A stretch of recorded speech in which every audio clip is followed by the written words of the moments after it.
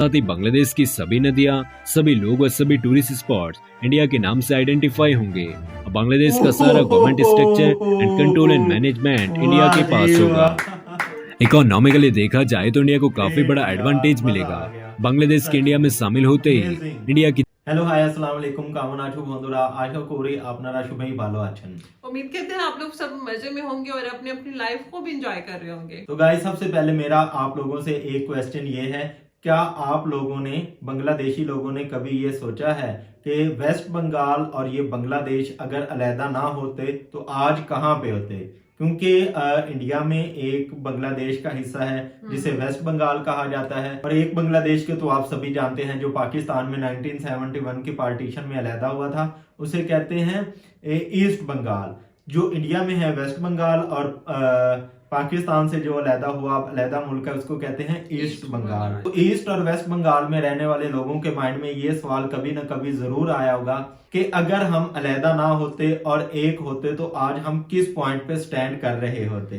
तो आज की जो इंटरेस्टिंग सी वीडियो है उसका टाइटल है what if West Bengal and Bangladesh to be united. अलहदा तो हो चुके हैं, अगर ऐसा हो कि ये दोबारा से यूनाइटेड हो जाएं तो क्या होगा, ये तो वीडियो देखने के बाद ही पता चलेगा। क्या आपस में उनका प्यार मोहब्बत वैसे ही बरकरार रहेगा?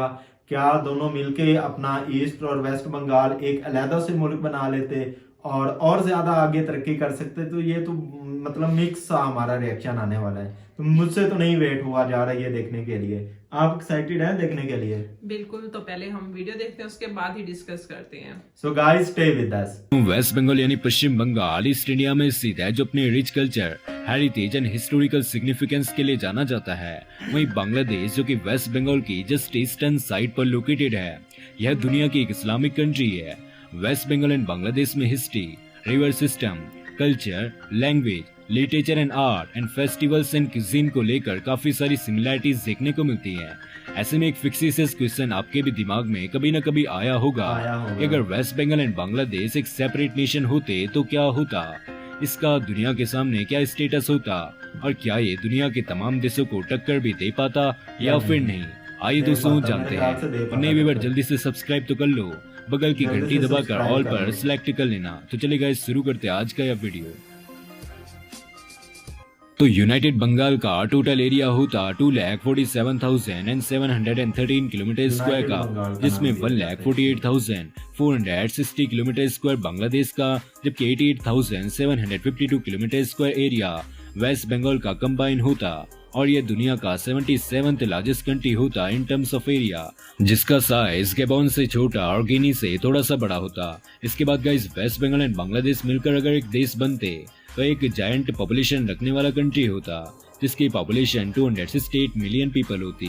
और ये दुनिया की 5th मोस्ट पॉपुलेटेड कंट्री होती, जिसकी population Russia, Japan, Germany, France and Mexico की पॉपुलेशन से भी ज्यादा होती।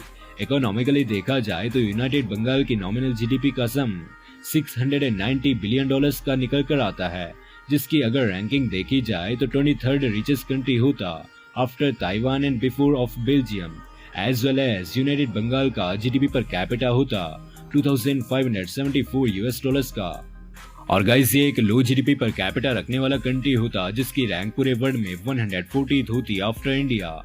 आइए दोस्तों, यूनाइटेड बंगाल की कुछ टॉप सिटीज के ऊपर नजर डाली जाए। अगर यूनाइटेड बंगाल एग्जिस्ट करता तो इसकी कैपिटल ढाका या फिर कोलकाता में से एक होती, और इसकी टॉप सिटीज में चिटागोंग, ढाका, कोलकाता, आसनसोल एंड सिलेट सिटी का नाम होता। दोस्तों, अगर यूनाइटेड बंगाल सेपरेट कंट्री होता तो इसकी ऑफिशियल लैंग्वेज बंगला होती, जिसके टोटल स्पीकर 246 मिलियन पीपल होते। और यहाँ पर सबसे बड़ा रिलीजन इस्लाम होता, जिसके टोटल फॉलोवर 180 मिलियन होते। और तब यह दुनिया का चौथा सबसे बड़ा मुस्लिम आबादी वाला देश होता। साथ ही यहाँ का दूसरा सबसे बड़ा धर्म होता हिंदुइज्म विद 81 मिलियन फॉलोवर। और इस हिसाब से यह इंडिया के बाद दुनिया का दूसरा सबसे बड़ा हिंदू आबादी वाला देश भी होता। इसी के साथ गाइस, इंडिया में 28 राज्यों के बजाय 27 राज्य ही होते। और वेस्ट बंगाल के अलग हो जाने के बाद इंडिया अपनी 10 करोड़ की मैसिव पॉपुलेशन लूज कर देता और दुनिया का फर्स्ट मोस्ट पॉपुलेटेड कंट्री होने के बजाय चाइना के बाद सेकंड मोस्ट पॉपुलेटेड कंट्री बन जाता। इसके बाद पॉसिबिलिटी थी कि यूनाइटेड बंगाल का फ्लैग एंड करेंसी में आपको चेंजेस देखने को मिलते और क्या पता न्यू करेंसी अडॉप्ट कर ली जाती। यूनाइटेड बंगाल में 13 सब डिवीजन एंड 87 डिस्ट्रिक्ट्स होते and Bangladesh and West Bengal की यूनाइटेड कोस्ट लाइन 738 किलोमीटर्स की है, जिसमें आपको कई सारे सी पोर्ट्स नजर आते अगर यूनाइटेड बंगाल एक सेपरेट नेशन होता तो गाइस आज के इस वीडियो में से इतना ही। आपको वीडियो कैसा लगा? वीडियो पसंद आए तो लाइक करें, साथ ही चैनल को सब्सक्राइब भी जरूर करें। जी, तो ये था वेस्ट बंगाल और बांग्लादेश अगर आपस में यूनाइटेड हो जाते तो किस पॉइंट पे स्टैंड कर रहे होते। तो ये दुनिया का चौथा बड़ा अपना मुस्लिम पॉपुलेशन रखने वाला कंट्री हो जाता और 81 मिलियन इसमें हिंदुइज्म जो रिलीजन है वो होता। इसका टोटल एरिया लगभग हो जाना था कोई 3 लाख स्क्वायर किलोमीटर के लगभग, और मेरे ख्याल में ये बाकी दुनिया को टक्कर दे सकते थे अगर ये अभी से यूनाइटेड हो जाएं या इनका अलहदा से मुल्क बन जाए। वैसे तो पॉसिबल नहीं है, लेकिन ये है कि ये फिर अपना इसकी आबादी हो जानी थी 24.6 मिलियन, जो कि पाकिस्तान की आबादी के लगभग है। पाकिस्तान में 25 करोड़ है तो वहाँ पे 24 करोड़ 60 लाख इतनी आबादी हो जानी थी।